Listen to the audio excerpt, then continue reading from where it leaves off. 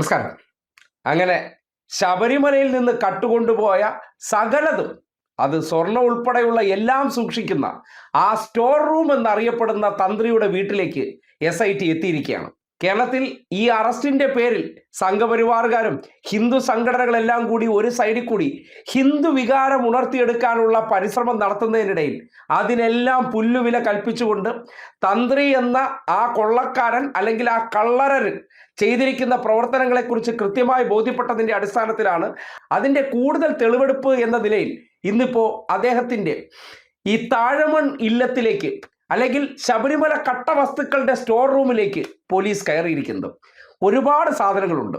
ആ സാധനങ്ങൾ ഇന്ന് രാവിലെ ചില BJP നേതാക്കന്മാർ മുന്തിയിൽ കയറ്റിക്കൊണ്ട് പോയിട്ടുണ്ടോ എന്ന സംശയം കൂടി ഉണ്ടാകുന്നുണ്ട്. അതുകൊണ്ട് തന്നെ SIT ഇന്ന് രാവിലെ അവിടെ വന്നിട്ട് പോയ BJP നേതാക്കന്മാരുടെ വീടുകൾ കൂടി റെയ്ഡ് ചെയ്യേണ്ടിയിരിക്കുന്നു. കാര്യം ഒരാവശ്യവുമില്ലാതെ ഒരു സ്വർണം കെട്ട കേസിലെ പ്രതിയുടെ വീട്ടിൽ പോയി ഐക്യദാർഢ്യം പ്രഖ്യാപിക്കാനും പിന്തുണ അറിയിക്കാൻ വേണ്ടി BJP നേതാക്കന്മാർ പോയത് വെറുതെ അല്ല, തെളിവ് നശിപ്പിക്കാൻ വേണ്ടിയാണ്, കുടുങ്ങാതിരിക്കാൻ വേണ്ടി ഒരു പ്രിക്വേഷൻ എടുത്തതാണ്. നേരത്തെ ഉണ്ണികൃഷ്ണൻ പോറ്റിയുടെ വീട്ടിൽ നിന്ന് വിജിലൻസ് അന്വേഷണം നടത്തിയ സന്ദർഭത്തിൽ ഈ ദ്വാരപാലക ശില്പത്തിൽ നിന്ന് കാണാതായ ഒരു സ്വർണ്ണഭാഗം ഉണ്ടല്ലോ, അത് എവിടെയായിരുന്നു? സഹോദരിയുടെ വീട്ടിലുണ്ടായിരുന്നു. അതുപോലെ തന്നെ ഇതിനിപ്പോൾ നേരെ ഇവിടെ കണ്ടില്ലെങ്കിൽ BJPയുടെ നേതാക്കന്മാർ വന്നിട്ട് പോയവരുടെ വീടാന്തരം ഇപ്പം തന്നെ പോലീസ് സീൽ ചെയ്ത് കഴിഞ്ഞാൽ ഇതൊക്കെ പിടിച്ചെടുക്കാൻ പറ്റുന്ന സാഹചര്യമുണ്ട്. എന്തായാലും കുറച്ച് വൈകിയെങ്കിലും ശബരിമല എന്ന ആരാധനാലയത്തെ കേന്ദ്രീകരിച്ചുകൊണ്ട് കൊള്ളയടിച്ചുകൊണ്ടിരുന്ന ഒരു കേന്ദ്രത്തിലേക്കാണ് ഇപ്പോൾ പോലീസ് എത്തിയിരിക്കുന്നത്. അതിനകത്ത് കാണുന്ന സർവ്വ സമ്പത്തും അത് അയ്യപ്പന്റെ പേരിൽ വന്നു ചേർന്നതാണ്. ഒന്ന് ഇവർക്കുള്ളതല്ല. ആ അയ്യപ്പനെ എങ്ങനെ വിറ്റ് ഈ കോടാനുകോടി രൂപ സമ്പാദിച്ചു എന്നും അനധികൃത സ്വത്തുക്കളിലൂടെ എന്തൊക്കെ ഇവർ നേടിയിട്ടുണ്ട് എന്നതിനെ സംബന്ധിച്ച് വിശദമായിട്ടുള്ള പരിശോധന നടത്തേണ്ടതുണ്ട്. നമ്മുടെ നാട്ടിൽ പൂജയൊക്കെ ചെയ്തു കഴിഞ്ഞാൽ അല്ലെങ്കിൽ ഏതെങ്കിലും ഒരു കുടുംബത്തിന്റെ ബ്രാൻഡ് നെയിം ഉണ്ടെങ്കിൽ ഇങ്ങനെയൊക്കെ ജോലി ചെയ്യാതെ കോടികൾ സമ്പാദിക്കാൻ പറ്റുമെങ്കിൽ അവരെ അടുത്തതായിട്ട് ചെയ്യേണ്ടത് EDയോടൊപ്പം തന്നെ ഇൻകം ടാക്സ് അടച്ചിട്ടുണ്ടോ ഇല്ലേ എന്നുള്ള പരിശോധനകൾ കൂടി നടത്തണം. പിന്നെ നിരവധി പേർ ഈ ശബരിമലയിൽ വരുന്നവർ കാണിക്ക കൊടുക്കാറുണ്ട്.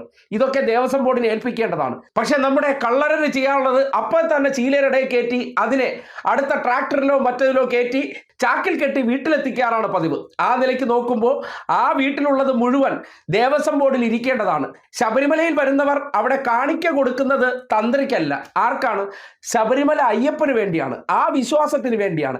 പക്ഷെ എന്നെ കണ്ടിട്ട് കാണിക്ക തന്നു കഴിഞ്ഞാൽ പയ്യത് ചീരരുടെ കയറ്റി ശിവ ശിവ എന്ന് പറഞ്ഞ് നേരെ വീട്ടിലേക്ക് എത്തിക്കുന്ന പരിപാടിയാണ് അരങ്ങേറിക്കൊണ്ടിരുന്നത്.